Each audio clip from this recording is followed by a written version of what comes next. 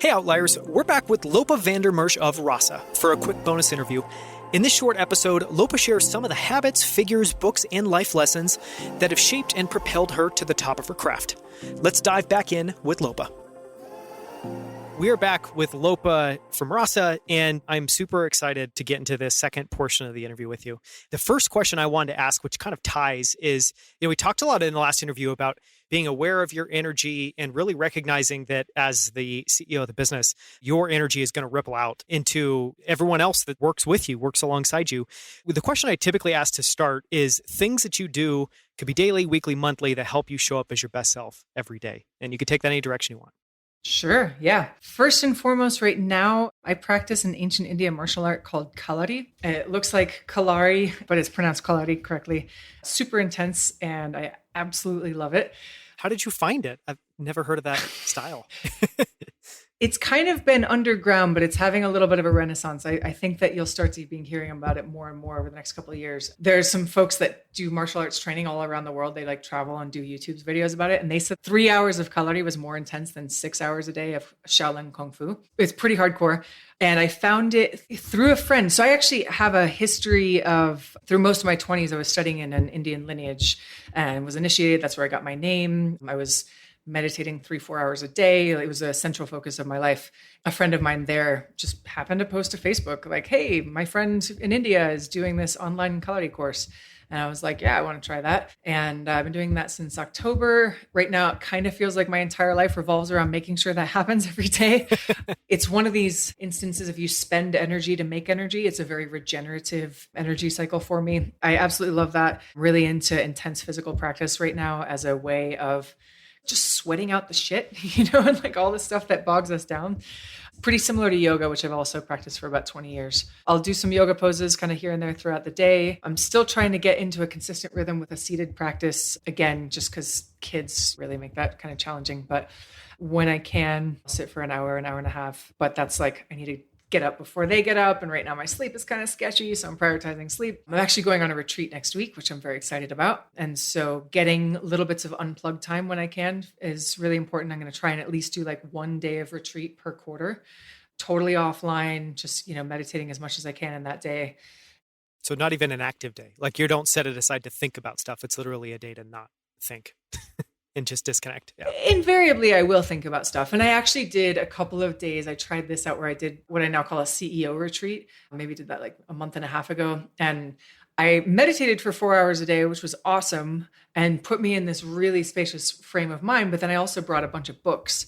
And so then it was just kind of cycling between meditation and reading and writing and, getting a lot of inspiration. So that I would also like to try and start doing, at least once or twice a year, sort of like Bill Gates does with his Think Weeks. Yeah, just having a little bit more formalized structure around that. And then, of course, drinking Rasa helps. I'm also really into tea and tea ceremony. And that ties into the meditation in a way for a bit. So drinking tea out of a cup is great, but drinking the right kind of tea ceremonially, in my experience, it's it puts my body in a meditative state and all I have to do is show up. And it can literally be that wide open space of I've been on retreat for 4 days. And, so yeah, tea ceremony is a really great way for me to have access to more spaciousness. I would say a lot of what I'm going towards is more energy and more spaciousness.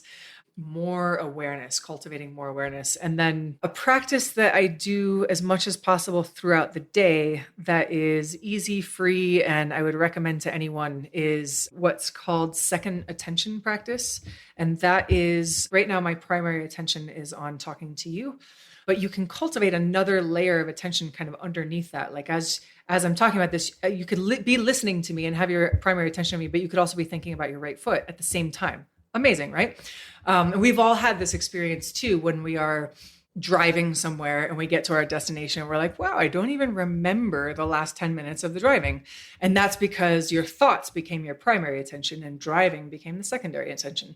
And so having your primary attention on whatever it is that you're doing in your day, but having a secondary attention that connects you to presence. And that can be your breath. Breath is easy, free, and cheap.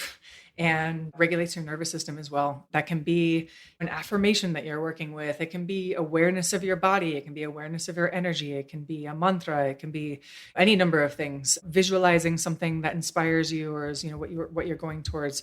But you just kind of keep coming back to that all day long, as many times as you can throughout the day. And I'll say at my worst, it might be, I might not remember it for a week and be like, oh shit, that was Tuesday. And now it's next Tuesday. And I completely forgot about the entire time. But on a good day, I'll remember 100 times and just kind of keep coming back to it. And then that muscle gets stronger and stronger.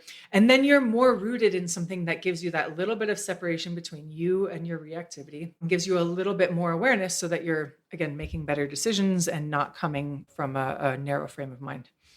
It's fascinating. And when you talk about something that grounds you to the present, is it touching a chair you're seated on? Like, I guess any recommendations for what that could be? Well, I mean, breath is a really great one. Definitely recommend. It could just be awareness of your breath. I happen to do a mantra that I work with, but it has to be something that kind of works for you. Bodily sensation, I think, is a really, really good one for a lot of people. And full body sensation might be tricky to accomplish. So it might be like just awareness of your heart center, something like that. That's just going to help you get, I think so many of us are just really stuck in our heads all day because of the way modern culture impacts us. So awareness on your heart, or even like, sometimes I'm on my computer and I legitimately forget that I have feet.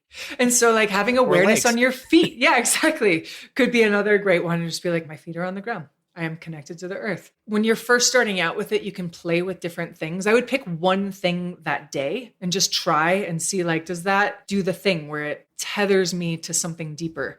And then if that doesn't work, kind of skip around and then stick with it for months at a time. Once you find your thing, then be like, okay, this is my thing. And I'm just going to really drill a groove in my neural pathways to focus on this one. Okay, I'm going to ask a couple quick fire questions. First one is a book worth reading. Hunt, Gather, Parent.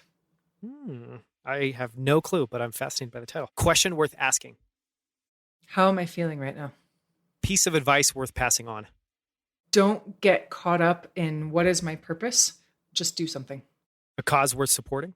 Sustainable food systems. An activity worth doing. Meditating. A word worth knowing. I'm actually going to go with something a little bit more basic. Freedom, but in the way of being really intimate with what it means for you. Last one. Quote worth remembering. How wonderful it is that no one need wait a single moment before starting to improve the world. Anne Frank. Okay, and last two closing questions we ask everyone. Do you have a favorite failure? Oh man, there's so many.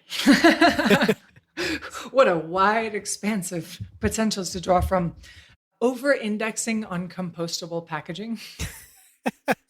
This is a Rasa specific failure. When we started out, I was just like, compostable packaging is a thing that exists, so we're only going to ever have compostable packaging. Little did I know that would require us to change packaging 7 times and invest probably $100,000 in multiple different packaging iterations and all the rest. And actually, currently, we don't have compostable packaging because we had an emergency situation where the supplier backed out and all of that. So it was a failure in the sense that I really stuck to a value and was pretty obstinate about it. And it actually cost the business money and expansion. And it just wasn't actually the best approach, where we should have parallel pathed. Here's a recyclable packaging, and then we're going to work on our final result, compostable packaging, which we will now be launching, I believe, at the end of this year, if the supplier can get their shit together. I love that answer, that it's compostable packaging. The closing question we ask everyone, your definition of success. Living what you are uniquely here to do in integrity with that. Because if you're doing that, you're not going to burn yourself out. If you're doing that, you're going to have the impact that you're meant to give in this world. If you're doing that, you're taking care of yourself, etc. These were amazing answers. So thank you so much, Lopa. This has been an incredible interview. It's been awesome to sit with you and chat with you this whole time. So thank you. It's been a pleasure. Thank you so much for having me, Daniel. If you haven't already, listen to episode 39 to hear more from Lopa Mersch of Rasa. For links to everything we discussed, as well as our notes and takeaways from the episode, visit outlieracademy.com/39. At outlieracademy.com, you can also find more conversations with incredible guests like Scott Belsky, Kevin Kelly, and Erlang Kage, as well as the founders of Big Ass Fans, Primal Kitchen, Rally, Titan, and many other incredible companies. You can also sign up for our free weekly newsletter Outlier Debrief, where every week on Friday we share a few highlights from the latest episode with a few of our favorite books, articles, headlines, and moments from that week. Thank you so much for listening. I'll see you right here next week on Outlier Academy.